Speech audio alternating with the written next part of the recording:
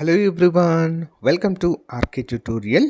Friends, ఈరోజు మనము APPSC job క్యాలెండర్లో విడుదల చేసిన గ్రూప్ 2 అంతేకాకుండా సోషల్ వెల్ఫేర్ ఆఫీసర్ ఉద్యోగాల సిలబస్లో చాలా ముఖ్యమైనటువంటి అంశము ఇండియన్ సోషియాలజీ. ఓకేనా, భారతదేశ సమాజము. మరి దీనిపైన మనం ప్రతిరోజు క్రమం తప్పకుండా చాప్టర్ వైజ్గా ఎంసిక్యూస్ రూపంలో చెప్పుకోవడం జరుగుతుంది. రెగ్యులర్గా ఫాలో అవ్వండి. అంతేకాకుండా ఫ్రెండ్స్, మరి మనము మన యాప్లో లాంచ్ చేసినటువంటి APPSC group 2 full course just 499కే 2 ఇయర్స్ వ్యాలిడిటీతో అందజేస్తున్నాము. హాస్టల్ వెల్ఫేర్ ఆఫీసర్ 799కి 2 ఇయర్స్ వ్యాలిడిటీతో అందిస్తున్నామండి. ఇది ప్రారంభ ఆఫర్ అండి, అందరూ కూడా గమనించాలి. ఈ ప్రారంభ ఆఫర్ ఇస్తున్నాం కాబట్టి ప్రతి ఒక్కరు తీసుకోండి. తర్వాత కోర్స్ అమౌంట్ అనేది పెరుగుతుంది, సో అప్పుడు ఇబ్బంది పడాల్సి ఉంటుంది. కాబట్టి వెంటనే కోర్స్ తీసుకోండి, మీ ఫ్రెండ్స్ కూడా షేర్ చేయండి. ఆల్మోస్ట్ 20 ఇయర్స్ ఎక్స్పీరియన్స్ కలిగిన ఫ్యాకల్టీ చేత క్లాసెస్ అయితే చెప్పించడము జరిగింది. ఓకేనా, అంతేకాకుండా మనకు మన ఛానల్లో కూడా ప్రతిరోజు ప్రాక్టీస్ ఎంసిక్యూస్ రావడం జరుగుతుంది. కోర్స్ తీసుకున్నటువంటి అభ్యర్థులకు టెస్ట్ సిరీస్, ఓకేనా, అంటే ఆన్లైన్ ఎగ్జామ్స్, దాంతోపాటుగా ఈచ్ అండ్ ఎవ్రీ టాపిక్ సంబంధించిన పీడిఎఫ్ మెటీరియల్ కూడా ఉచితంగా అందచేయడం జరుగుతుంది. ఓకేనా, all the best. App link in video description. Question number 1. ప్రపంచ దేశాల మాదిరిగానే భారతదేశంలో కూడా మహిళా జనాభా దాదాపుగా ఎంత శాతం ఉంది? మహిళల జనాభా ఎంత ఉందండి? సో ఆన్సర్ వచ్చేసి ఆప్షన్ బి అండి, 50% ఉందండి. మహిళల జనాభా ఎంత ఉందండి? దాదాపుగా 50% ఉండడము జరిగింది 2011 జనాభా లెక్కల ప్రకారం. భారతదేశ సామాజిక చరిత్రలో మహిళలు ఎదుర్కొంటున్న ముఖ్యమైన సమస్యలు ఏవి? ఎలాంటి సమస్యలను ఎదుర్కొంటున్నారండి? ఆన్సర్ పైవన్నీ సరైనవే. 1. సామాజిక వివక్షత, దోపిడీ అణచివేత, పురుషాధిక్యత, స్త్రీని 2వ తరగతి పౌరురాలిగా పోల్చడం. ఇవన్నీ కూడా మరి మహిళలు ఎదుర్కొంటున్న ముఖ్యమైన సమస్యలు. నెక్స్ట్, భారతదేశ సామాజిక చట్రంలో స్త్రీ యొక్క అంతస్తు ఉన్నతంగా ఉన్న కాలం ఏది? ఎప్పుడు వీరి యొక్క అంతస్తు అనేది చాలా ఉన్నతంగా చూపడం జరిగింది? ఆప్షన్ ఏ, తొలి వేద కాలంలో. తొలి వేద కాలంలో వీరికి అత్యున్నత స్థానాన్ని కల్పించడము జరిగింది. సో రాను రాను వీరి యొక్క స్థాయి అంతస్తును తగ్గిస్తూ 2వ స్థాయి మరి పౌరురాలిగా వీరిని చేయడము జరిగింది. నెక్స్ట్, తొలివేద కాలంలో మహిళలు అందుకున్న సముచిత స్థానం క్రింది వాటిలో ఏది? అంటే అత్యున్నత స్థానం ఏంటి వీరు అందుకున్నటువంటిది? ఆన్సర్ ఆప్షన్ ఈ, పైవన్నీ సరైనవి. చూద్దాం. పురుషులతో సమానంగా అన్ని సామాజిక కార్యక్రమాలు స్త్రీలు పాల్గొనేవారు, అన్ని సామాజిక కార్యక్రమాలలో. నెక్స్ట్, సభా సమితులలో సభ్యత్వాన్ని కలిగి ఉండేవారు, సభా సమితులలో.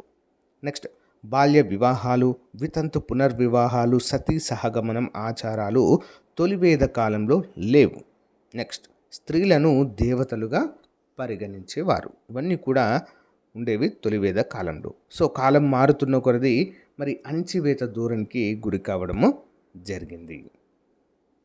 నెక్స్ట్, తొలివేద కాలంలో ఉన్న స్త్రీల గౌరవం, సామాజిక అంతస్తు ఏ కాలంలో కనుమరుగయ్యాయి? ఎప్పుడండి? ఆన్సర్ ఆప్షన్ బి అండి, మలివేద కాలంలో. మలివేద కాలంలో మరి ఏదైతే ఉన్నతమైనటువంటి సముచిత స్థానాన్ని పొందారో స్త్రీలు, సో ఆ గౌరవాన్ని కోల్పోవడం జరిగింది మలివేద కాలంలో. నెక్స్ట్, మలివేద కాలంలో స్త్రీలు అనుభవించిన సామాజిక దురాచారాలు ఏవి? ఇలాంటి దురాచారాలకు లోనయ్యారండి? సో అనులోమ వివాహాలకు అనుమతి కానీ ప్రతిలోమ వివాహాలు నిషేధించడము జరిగింది.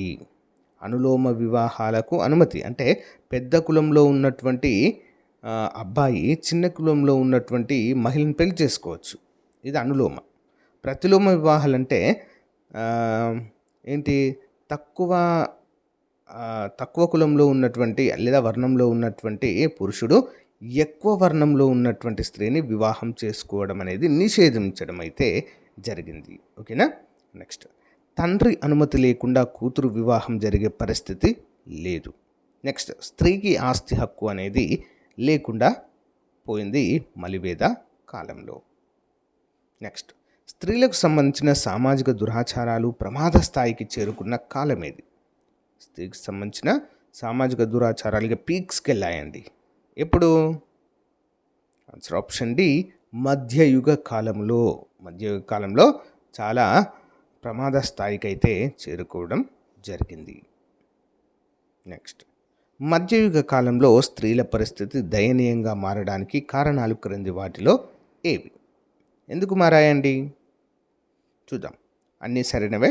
మధ్యయుగంలో నూతనంగా భూస్వామ్య వ్యవస్థ ఏర్పడడం. నెక్స్ట్, ముస్లిం పాలన భారత సమాజంపై అనేక మార్పులు చూపించడం. ఆప్షన్ సి, బాల్య వివాహాలు పరదా పద్ధతి ప్రారంభము. నెక్స్ట్, లైంగిక బానిసత్వము కొనసాగింది. లైంగిక బానిసత్వము కొనసాగింది. సో అన్నీ కూడా సరైనవి. నెక్స్ట్, భారతీయ స్త్రీ సామాజిక చరిత్రలో చీకటి కాలంగా సామాజిక శాస్త్రవేత్తలు ఏ కాలాన్ని పేర్కొన్నారు? అత్యంత దయనీయ పరిస్థితి అన్నట్టండి చీకటి కాలం అంటే. ఓకేనా? ఏ కాలాన్ని పేర్కొన్నారండి? ఆప్షన్ డి, మధ్యయుగ కాలము. ఓకే, మధ్యయుగ కాలము. చూద్దాం. ఆధునిక భారతదేశ కాలంలో మహిళల్లో చైతన్యం రావడానికి ప్రధాన కారణంగా క్రింది వాటిలో సరైన సమాధానం ఏంటి? చైతన్యం పొందడం జరిగింది, మరి వేటి కారణంగా? ఇవన్నీ సరైనవే. చూద్దాం. ఆంగ్ల భాష మరియు ఆధునిక విద్యా ప్రభావము. నెక్స్ట్, సంఘ సంస్కరణల ఉద్యమాల ప్రభావము, క్రైస్తవ మిషనరీల ప్రభావము, బ్రిటిష్ వారు తీసుకొచ్చిన నూతన సంస్కరణలు. సో ఇవన్నీ కూడా మరి స్త్రీలలో చైతన్యం రావడానికి ప్రధాన కారణంగా మనము చెప్పుకోవచ్చు. నెక్స్ట్, స్వతంత్రం అనంతరం భారతదేశంలో మహిళలకు ఎలాంటి హక్కులు కల్పించబడ్డాయి? ఆఫ్టర్ ఇండిపెండెన్స్ ఎలాంటి హక్కులు కల్పించారండి?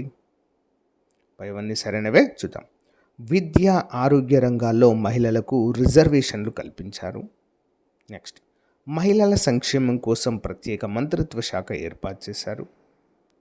నెక్స్ట్, జాతీయ రాష్ట్ర ప్రభుత్వాలు మహిళల రక్షణ కోసం కమిషన్ను కూడా ఏర్పాటు చేయడము జరిగింది. ఓకేనా? ఇంపార్టెంట్. నెక్స్ట్, భారతదేశ చరిత్రలో మహిళలు సామాజిక జీవనం ఆనందంగా ఉన్న కాలం ఏది? ఏ కాలంలో వారి యొక్క సామాజిక జీవనము ఆనందంగా ఉల్లాసంగా గడిచిపోయింది? ఎప్పుడండి? తొలి వేద కాలంలో మాత్రమే. ఓకేనా? ఆ తర్వాత మొత్తం కూడా ఒడిదుడుకులు ఎదుర్కోవాల్సిన పరిస్థితి ఏర్పడింది. నెక్స్ట్, సమాజంలో బాల్య వివాహాల నిర్మూలనకు సంబంధించిన చట్టం ఏది? 1928లో చేశారండి. ఏంటది? శారదా చట్టం. Okay, important. నెక్స్ట్, మహిళల రక్షణకు నిర్భయ చట్టాన్ని ఏ సంవత్సరంలో రూపొందించారు? నిర్భయ చట్టము. ఆప్షన్ 2, 2013వ సంవత్సరంలో ఈ యొక్క నిర్భయ చట్టాన్ని తీసుకురావడం జరిగింది. నెక్స్ట్, తండ్రి ఆస్తిలో మహిళలకు వాటా కల్పించిన భారతదేశ చట్టం ఏది? ఎందులో అండి? తండ్రి ఆస్తిలో మహిళలకు వాటా. ఆన్సర్ ఆప్షన్ బి, హిందూ వారసత్వ చట్టం ప్రకారము. ఓకే, హిందూ వారసత్వ చట్టం ప్రకారము మరి కుమారులతో పాటు కూతుళ్లకు కూడా ఆస్తిలో వాటా ఉంటుంది అనేటువంటి చట్టాన్ని తీసుకురావడం జరిగింది. నెక్స్ట్, వేదకాలంలో భారత స్త్రీ యొక్క అంతస్తు ఈ విధంగా ఉండేది. వేదకాలంలో ఆప్షన్స్ పురుషుల కంటే కూడా ఉన్నతంగా ఉండేది తొలి వేదకాలంలో. ఓకే, నెక్స్ట్, దీనిని అనైతికంగా పరిగణిస్తారు. దేనిని అనైతికంగా పరిగణించడం జరుగుతుంది?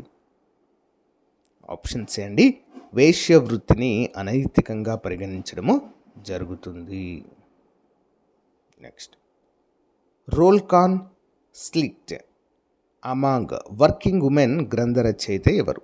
రోల్ కాన్ స్లిక్ట్ అమాంగ్ వర్కింగ్ ఉమెన్ ఎవరండి?